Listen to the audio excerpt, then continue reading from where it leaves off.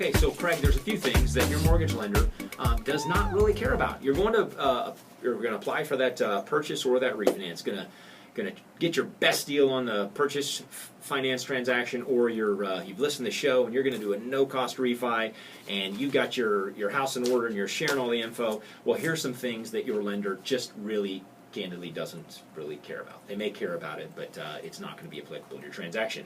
One is going to be that income that is going to help you qualify, or maybe it doesn't even help you qualify, but you like to talk about it. Whether it's the part-time job that your nephew and child, someone that has in the household, but they're not going to be on the mortgage.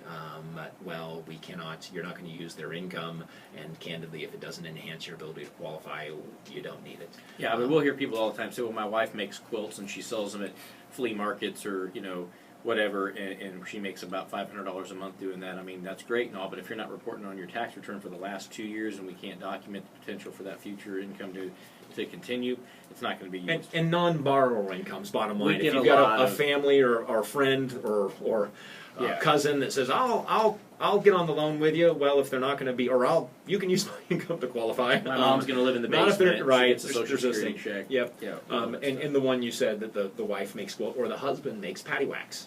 Yeah. So every week we're going to cover patty wax. That's right.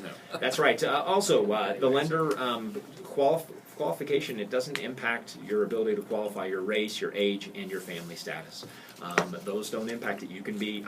It's amazing through the years. I've had the most common question asked of me is of someone that's, say, 70-year-old or 75. They say, I'm just wondering if I'll qualify because for a 30-year mortgage, do I have to do a 15-year mortgage? Because I'm probably not going to live to be 100 or so. Yeah, it's a logical assumption. But people, I've had 85-year-old people come to me and they want to take out a mortgage, and they're like, well, I mean, I don't know that I'm going to be around much longer. You're going to loan me this money, folks. We can't discriminate based upon age. We don't know when you're going to exit the earth, so you qualify the same as somebody that's 24 years old. Okay. Also, in the income front, we've got non-borrower income, then we've got certain kinds of income types. Let's say it's a pension that you take that you don't receive consistently, or it's retirement income that you may take out upon occasion, lump sums, but there is no consistent track record of it, etc. Just so you know, not all income types that you have. If you're not reporting it, a big one is if you're not reporting it to Uncle Sam, to the IRS, well, that income type is not going to be usable for your loan. So there are all those incomes that may come in a variety of streams probably are not going to be usable, or not going to be usable unless they're documentable.